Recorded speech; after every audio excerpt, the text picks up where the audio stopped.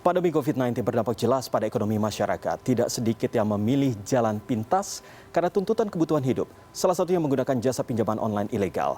Tapi tidak semudah saat meminjamnya, ada ancaman yang patut diwaspadai. Tidak hanya menyangkut data pribadi, tidak sedikit debt collector pinjol ilegal yang menagih dengan cara yang tidak patut. Untuk membahasnya lebih dalam, saat ini melalui sambungan Zoom sudah ada Ketua Satgas Waspada Investasi Tongam Lumban Tobing dan pengurus harian YLKI Sudaryatmo. Selamat sore Bapak-Bapak. Selamat sore Pak. Baik, saya ke Pak Tongam dulu. Ini Pak Tongam, sudah ada ribuan pinjaman online ilegal yang telah diblokir oleh pemerintah. Tadi informasi yang saya dapatkan dari paket yang sempat kita tayangkan. Tapi ternyata hingga kini masih ada. Pengamatan Anda bagaimana Pak Tongam? Ya, pertama-tama ingin kami sampaikan bahwa pinjaman online ini jangan sampai dikonotasikan selalu negatif. Karena apa? Pinjaman online ini diperuntukkan untuk menutup gap pendanaan masyarakat yang tidak bisa dilayani oleh sektor keuangan formal tentunya. Dan kalau kita lihat data dan fakta yang ada, saat ini ada 120 perusahaan pinjaman online yang legal, yang terdaftar dan berizin dari OJK, yang melayani kebutuhan 64,8 juta peminjam dengan jumlah pinjaman mencapai 221 triliun dan outstanding mencapai 23, triliun saat ini. Maka dapat kita katakan bahwa pinjaman online yang legal ini memberikan kontribusi dalam peningkatan akses pendanaan masyarakat dan membantu masyarakat. Nah, yang menjadi masalah adalah bahwa kebutuhan dana masyarakat ini dimanfaatkan oleh orang-orang tidak bertanggung jawab untuk menawarkan pinjaman online ilegal.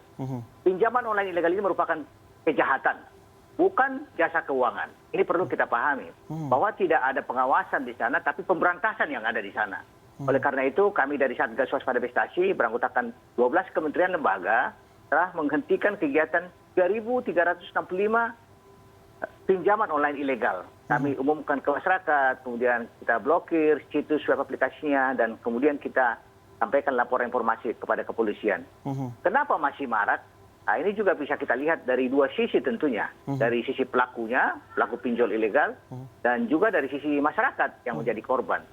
Dari sisi pelaku pinjol ilegal, saat ini dengan kemudahan teknologi informasi yang membuat mereka mudah membuat aplikasi, situs web, mengirim SMS, menawarkan media sosial, yang memang sangat mudah diterima oleh masyarakat kita yang rata-rata memiliki smartphone saat ini.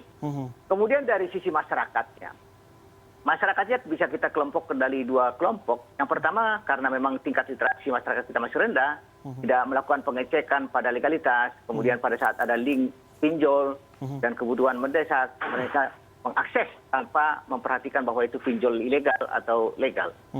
Kemudian kelompok yang kedua, ini memang karena dan keuangan ya, karena bagaimanapun juga mereka itu ada juga yang sudah mengetahui bahwa itu ilegal. Ini kita lihat dari indikasi banyaknya masyarakat kita yang terjebak di berbagai pinjol ilegal. Ada yang 10, ada yang bahkan yang 141 pinjol ilegal. Nah, ini menjadi perhatian kita, dan juga adanya perilaku sebagian masyarakat kita yang meminjam luar kemampuan bayar dia. Nah, ini tentu menjadikan masyarakat kita tidak bisa membayar dengan baik.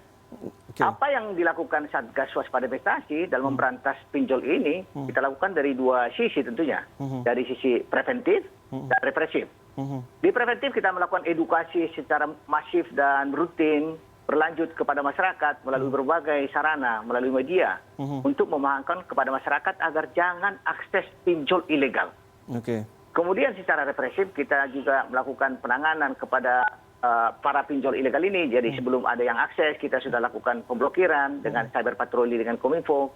Kemudian kita juga meminta akses perbankan dan perusahaan penyedia jasa pembayaran untuk tidak bekerja sama dengan pinjol ilegal.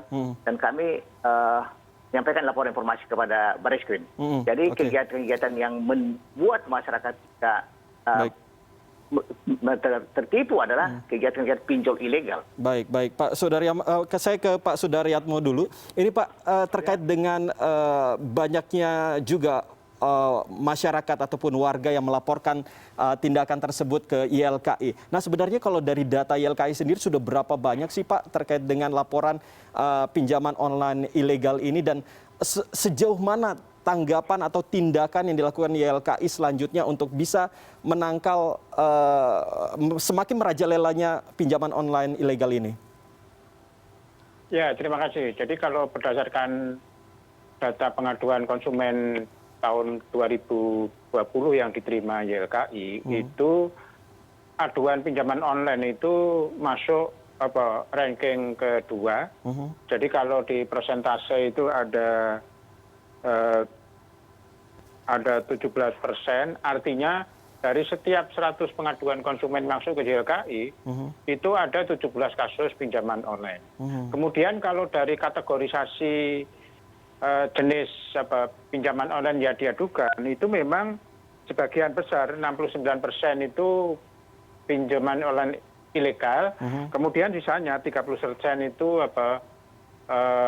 pinjol legal. Dan jenis-jenis apa yang diadukan konsumen? Paling tinggi itu memang cara penagihan. Kemudian yang kedua adalah unfair charging. Jadi baik dari sisi jenis chargingnya maupun dari sisi besarannya. Kemudian yang ketiga terkait dengan data concern. Jadi konsumen itu dihadapkan pada pilihan yang sulit karena ketika dia memanfaatkan pinjol, dia harus memberikan persetujuan termasuk data kontak tadi. Ini yang dikeluhkan konsumen. Terus yang juga menjadi catatan YLKI itu kita juga mengamati adanya unfair kontak term gitu loh. Jadi konsumen itu posisinya itu sudah tidak adil karena dia harus menyetujui kontrak yang isinya berat sebelah kan gitu. Nah, ini menurut saya juga kontrak syarat layanan pinjol itu memang harus diawasi. Kemudian langkah yang dilakukan YLKI ada dua. Jadi kalau kita analisa itu kasusnya sistemik, itu kita mendorong adanya perubahan kebijakan.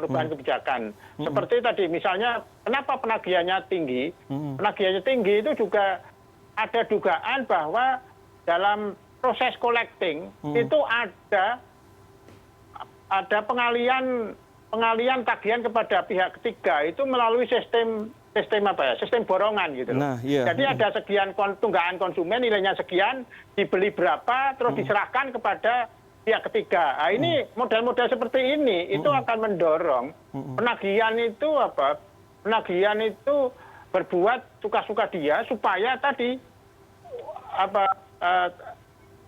dapat dana dari konsumen. Kemudian yang menurut catatan YLKI itu juga begini ya. Pinjol ilegal itu kan dananya itu kan cukup besar ya. Jadi menurut saya otoritas jasa keuangan itu juga harus mendalami, melakukan tracing siapa sumber pendanaan pinjol ilegal. Kalau terbukti sumber pendanaan pinjol ilegal itu lembaga keuangan formal, lembaga keuangan formalnya ini yang harus dihukum gitu loh. Karena tidak mungkin ini bisnis triliunan tanpa melibatkan sektor jasa keuangan formal dan secara histori transaksi itu mudah sekali dilacak. Sebenarnya siapa sumber pendanaan dari pinjol ilegal itu tadi? Gitu. Oke.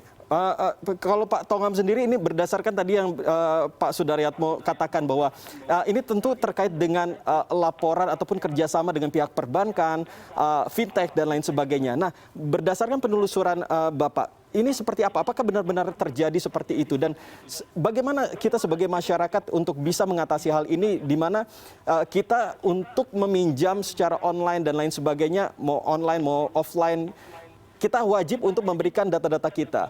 Apakah ini artinya bahwa kita juga semua, tidak terkecuali Bapak, pejabat dan lain sebagainya juga pasti sudah tersebar informasi-informasi kita? Iya, ini perlu kita bedakan antara pinjol yang terdaftar atau berizin di OJK dan pinjol yang merupakan kejahatan yaitu pinjol ilegal. Ini sangat beda jauh. Pinjol yang legal tentu pengaduannya sangat bisa dilayani karena ada pengawasan dari OJK dan juga penegakan kode etik dari asosiasi. Jadi pada saat masyarakat mengalami kerugian karena ada pinjol yang legal, yang saat ini ada 120 pinjol yang legal, itu pasti akan dilakukan penanganan yang sangat baik tentunya karena ada pengawas dan AFSI di sana. Nah, yang menjadi masalah adalah pinjol ilegal. Jadi kalau kita bicara mengenai pinjol yang legal, serahkan kepada pengawas dan kepada AFPI untuk melakukan penanganan. Yang ilegal ini justru memang tidak terdaftar di OJK. Kita tidak tahu nama pengurusnya, alamatnya, kemudian juga nomor HP-nya itu berganti-ganti. Kita lihat contohnya ya, pada saat penangkapan pinjol ilegal beberapa waktu lalu di Bareskrim, namanya KSP Cinta Damai, mereka punya alat blasting SMS yang mempunyai ribuan SIM card. Ini bagaimana kita mengetahui ini? Karena memang mereka itu sengaja menyembunyikan diri dengan kegiatan ilegal ini.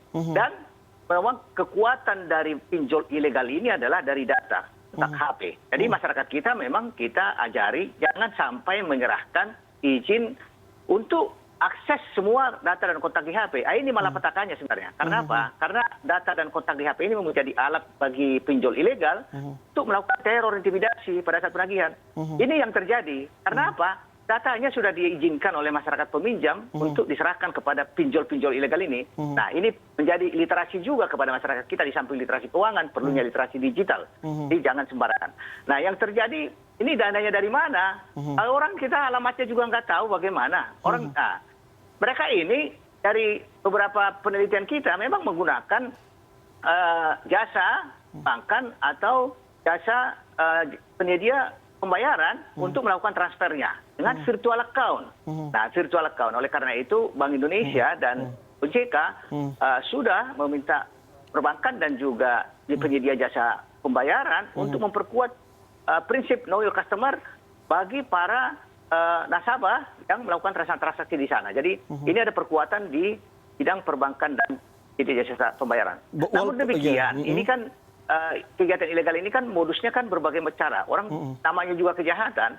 Tiba-tiba contohnya ada seorang rentenir yang biasa bermain di pasar, membuat satu aplikasi atau mengirim SMS. Nah, ini siapa yang bertanggung jawab di sini? Nah, oleh karena itu yang paling penting adalah kita edukasi masyarakat kita, disaring oleh masyarakat kita. Oke, tapi ini berkaitan dengan pinjaman online ilegal ini sendiri. Sebenarnya apa tindakan selanjutnya yang akan dilakukan agar benar-benar ini bisa habis secara tuntas begitu Pak. Jadi masyarakat itu tidak bisa teriming-imingi dengan informasi ataupun pinjaman online yang tentunya menarik perhatian kita begitu. Apalagi kalau kita misalnya lagi membutuhkan uang. Apa tindakan yang kalau selama ini kan hanya cuma sekedar pemblokiran dan lain sebagainya. Sedangkan untuk pemberi dananya sendiri sampai saat ini tidak diketahui. Padahal kita juga sudah punya ada polisi siber dan lain sebagainya Pak.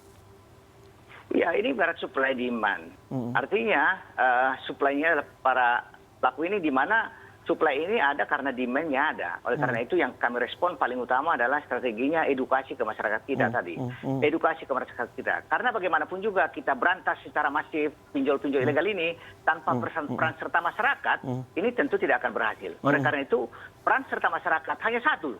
Jangan akses pinjol ilegal. Apabila Anda tidak ingin berbahaya karena pinjol ilegal ini kejahatan dan sangat merugikan masyarakat. Jadi peran serta masyarakat untuk tidak akses ke pinjol ilegal merupakan kunci utama dalam pemberantasan pinjol ilegal ini. Lagi-lagi soal edukasi, saya ke Pak Sudaryatmo dulu. Pak Sudaryatmo, ini cara mengedukasi masyarakat apalagi di tengah pandemi seperti saat ini, apa yang harusnya kita lakukan sebagai masyarakat yang tentunya sedang membutuhkan uang, lalu tiba-tiba ada iming-iming pinjaman yang sangat mudah, apa yang harusnya kita lakukan selanjutnya Pak? Singkat saja. Ya, jadi memang dari kasus-kasus yang masuk itu salah satunya adalah dalam pinjol itu ada asimetris informasi. Jadi kita mendorong juga regulator itu memastikan adanya transparansi produk pinjaman online.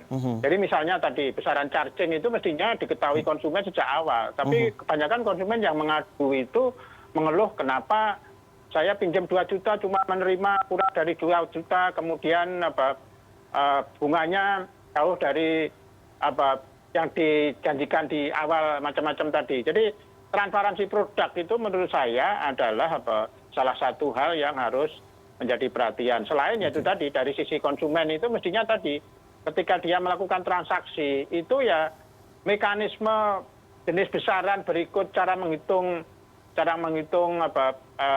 berapa chargingnya macam-macam itu mestinya itu diketahui sejak awal. Bahkan mestinya di aplikasi itu ada simulasinya kira-kira gitu loh. Baik. Sehingga ketika konsumen aplikasi pinjol, dia itu sudah tahu jenis beban biaya apa saja sih dan besarannya berapa sih kan kira-kira gitu loh. Oke. Jadi rata-rata itu keluhan konsumen pinjol baik yang legal maupun ilegal itu ya tadi transparansi produk itu masih menjadi persoalan. Baik Pak Sudaryatmo, terima kasih sudah berbagi informasi dengan kami dan sebelumnya juga ada Pak Tongam Lumban Tobing, Ketua Satgas Waspada Investasi. Terima kasih Bapak-bapak, salam sehat selalu. Ya. Terima kasih Pak.